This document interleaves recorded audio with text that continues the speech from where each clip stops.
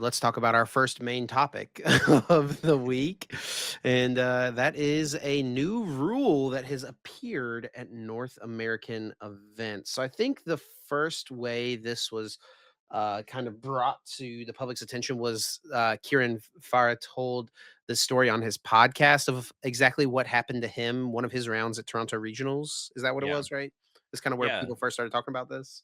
Yeah, that's what I heard about it. I was gonna listen to the podcast episode. I didn't get around to doing that, so I could actually, like, get the full story from him, but, he Shout summarized it a outs to little bit. Kieran and Anel as well with the Yeah. Shift Gear podcast. Yeah, go check him out for sure.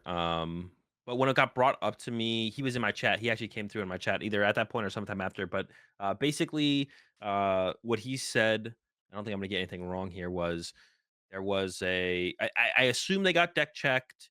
His opponent had a problem with one of his cards that the deck check process of figuring out what what should happen took a while. And then at the end of that, his opponent had to re-sleeve as well, which led to it taking even longer. So the whole process, I believe, took over 20 minutes to resolve to get the conclusion of what was ever wrong with the opponent's deck resolved into the re-sleeving, and then that led to like an over 20 minutes of non-play time happening, which I'm sure, Kieran usually is, I feel like, a player who's probably on top of those kind of things, so was probably taking note of how much time was being burned. And the time extension that was given was 16 minutes because of apparently a new rule that exists but doesn't actually exist in the rule book, if I'm not mistaken, but is being implemented at North American regionals, and that might just because that hasn't happened at European regionals because the European regional hasn't happened um since this rule has been implemented, but time extensions can't exceed 16 minutes now apparently, which feels weird. And it comes from Will Post here, who on Twitter said, speaking as the TCG lead slash assistant lead for the last three regionals, North American events have been asked to enforce a 16-minute maximum time extension. At this time, there's no documentation to staff to point to, for staff to point to, but this is likely event policy in NA for the season. Important to note, my understanding is that this direction comes from TPCI and is not an organizer decision. So ultimately, this is best addressed with a support ticket to TPCI customer support. So I think there's kind of like two sides of the coins here, right? Tournament integrity versus the tournament integrity versus running a timely tournament, right? And we've talked about the timeliness of tournaments a lot the last few months when it comes to the round changes and stuff that have happened this year, right? We have Yeah. less rounds. Obviously, that's something that's pretty prevalent in Pokemon's mind right now is running a good experience tournament for the wider player base, which I think is definitely an important thing, of course, right? But competitive integrity is also extremely important, making sure people have equal opportunity to compete at these events for the set amount of time meant to be provided, which at regional championships is 50 minutes plus three turns. But now 16 minutes, the longest amount of time, kind of an odd arbitrary number. I feel. Yeah. Where Why does would you this? not pick 15 minutes? Is it like a percentage of 50 minutes? Is that what it is? Maybe. I understand that point of view. Yeah, we're trying to keep the tournament moving.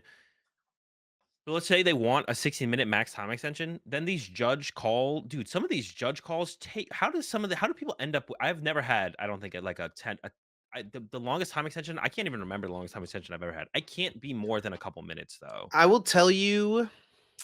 So like we're often pretty aware with like the stream and stuff of how far behind either the stream is or the tournament is from like what match is happening on screen, right? Because we're trying to like match the timings of things. Ideally, we want the stream match to be ending like as the rest of the round is ending, so we can boom get into the next Swiss round as quickly as possible for the Yeah. tournament's sake and for the broadcast's sake, right? Especially last year, though, there was several times where there would be 20 plus minute time extensions, and there was several times where they were often similar people, and they were often, I think, a lot of times some of this. So, like Kieran's situation is obviously a little bit different here. Yeah. A very real issue that did just naturally take longer than 16 minutes.